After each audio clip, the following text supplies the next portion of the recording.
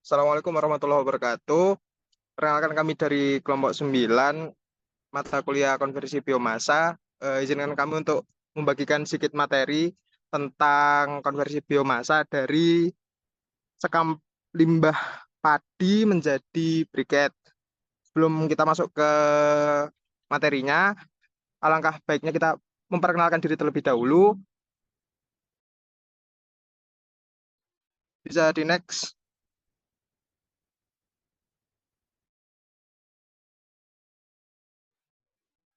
Oke, saya Muhammad Imtinan Hilmi Rafi dengan NIM akhir 039.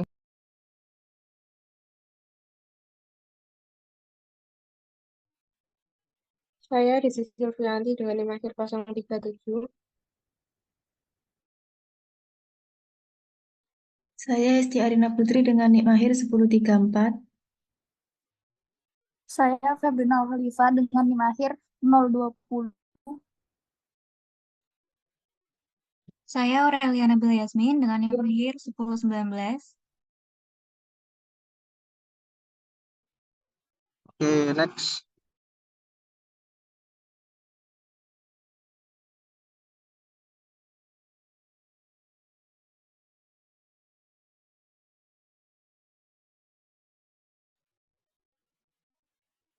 Next.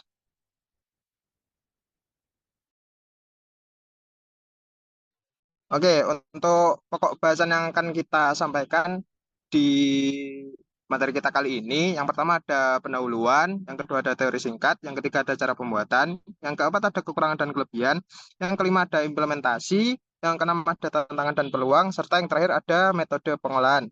Jadi next.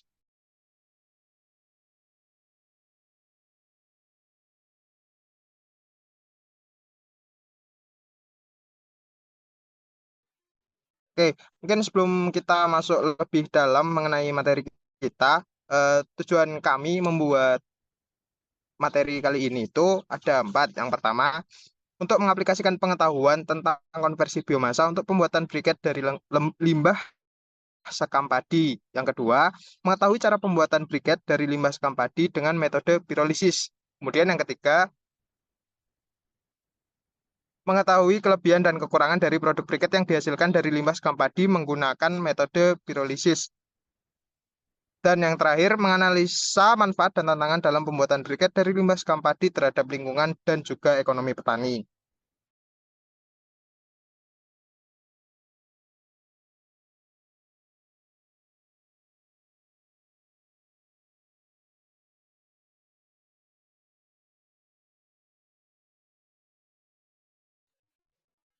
Selanjutnya di sini ada pendahuluan. Energi terbarukan seperti biomass dari limbah peternakan dan pertanian serta skam padi merupakan alternatif yang menjanjikan.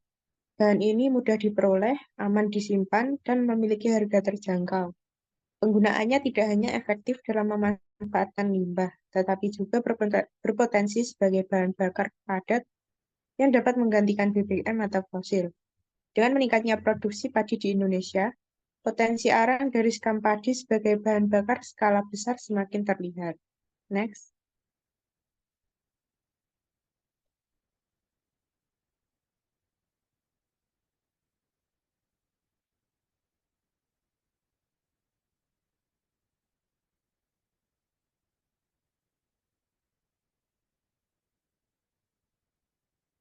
Selanjutnya ada teori singkat. Briket adalah massa padat dari arang yang dipadatkan dari bahan lunak. Berbagai faktor seperti berat jenis serbu arang, kehalusan serbuk, suhu karbonisasi, tekanan kompresi, dan formulasi bahan baku mempengaruhi karakteristik briket. Proses pembuatan briket melibatkan tahap-tahap seperti penumbukan, pencampuran bahan baku, pencetakan dengan sistem hidrolik, dan pengeringan pada kondisi tertentu, sehingga menghasilkan briket dengan bentuk, ukuran, dan sifat kimia yang diinginkan. Briket merupakan sumber energi alternatif yang berbentuk padat, dan proses pembuatannya harus mempertimbangkan aspek ekonomis, teknis, dan lingkungan yang optimal sesuai dengan kebutuhan pasar. Tujuan pembuatan briket adalah untuk menghasilkan bahan bakar berkualitas yang dapat digunakan di berbagai sektor sebagai alternatif energi.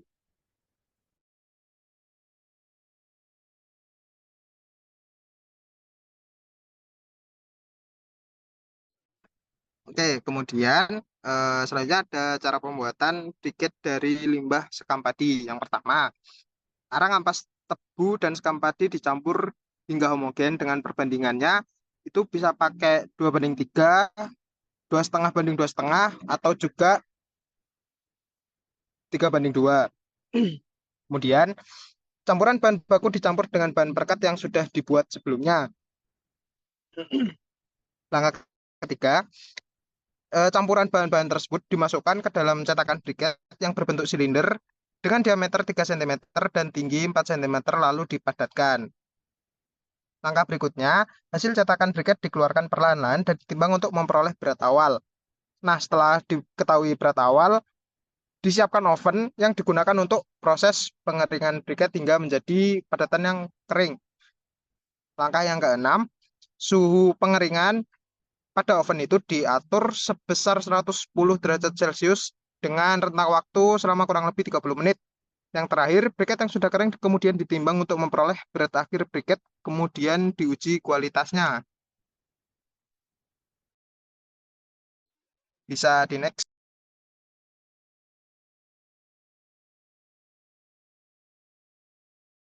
Oke, yang selanjutnya itu keuntungan. Keuntungan dari sekam padi adalah ketersediaan yang berkelanjutan karena tanaman padi diproduksi secara berkelanjutan. Sebagai produk biomasa, pembakaran sekam padi memiliki netralitas emisi karbon, di mana emisi karbon dihasilkan dalam proses pembakaran yang seimbang dengan karbon yang diserap kembali pada periode tanaman berikutnya. Oleh karena itu, tidak hanya mengarah pada kelestarian lingkungan dan ekonomi, tetapi juga stabilitas sosial politik jangka panjang yang berkelanjutan. Next.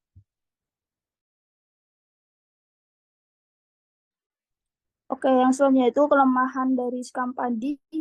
Penggunaan biomasa sebagai energi alternatif terdapat kekurangan, yaitu nilai kalori yang rendah karena jumlah karbon pada biomasa tergolong rendah. Untuk menaikkan nilai kalor pada biomasa, maka perlu penambahan batu bara. Next.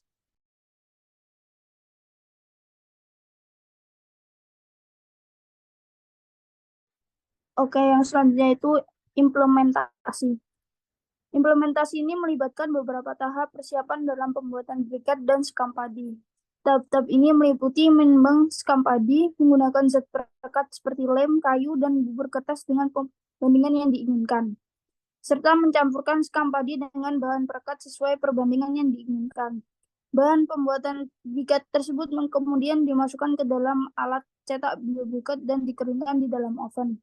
Analisis terhadap briket yang dihasilkan meliputi analisis nilai kalor, kadar air, kadar abu, volatilometer, dan fiction karbon. Hal perbandingan perekatnya dengan perbandingan perekat lem kayu dengan bubur kertas menghasilkan nilai kalor yang tinggi pada perekat lem kayu. Implementasi ini dapat membantu mengurangi limbah pertanian dan meningkatkan kemandirian masyarakat dalam pengolahan sumber daya alam. Next.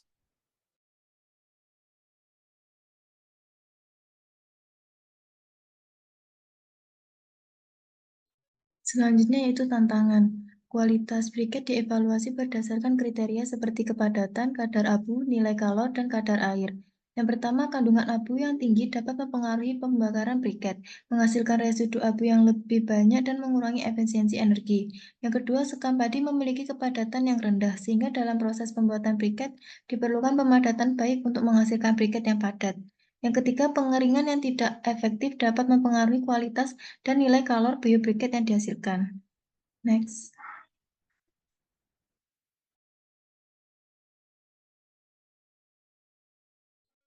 Selanjutnya yaitu peluang. Yang pertama, memberikan nilai tambah ekonomi bagi petani dan mendorong praktek pertanian yang berkelanjutan. Yang kedua, tidak hanya mengurangi jumlah limbah, tetapi juga menciptakan peluang baru untuk industri lokal. Yang ketiga, dapat mengurangi ketergantungan pada kayu bakar dan biomasa hutan.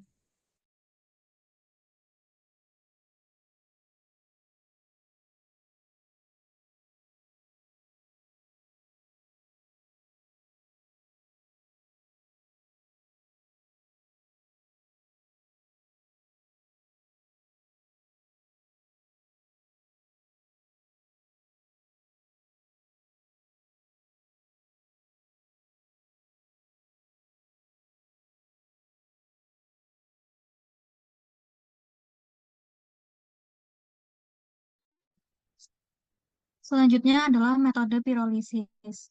Pirolisis merupakan tahap awal dalam pembakaran atau gasifikasi dalam biomasa. Pirolisis sendiri dapat didefinisikan sebagai thermal degradation dalam ruangan yang tidak mendapatkan aliran udara masuk. Proses pirolisis ini berlangsung pada suhu antara 200 derajat Celcius hingga 600 derajat Celcius. Produk utama dari pirolisis sendiri adalah arang, tar, dan sedikit gas CO dan CO2. Tipe bahan bakar, temperatur, tekanan, laju pemanasan, dan waktu reaksi adalah variabel yang mempengaruhi jumlah dan sifat-sifat dari produk yang dibentuk. Arang ini dapat digunakan sebagai karbon aktif yang digunakan untuk industri metalurgi sebagai bahan bakar memasak dan memanggang.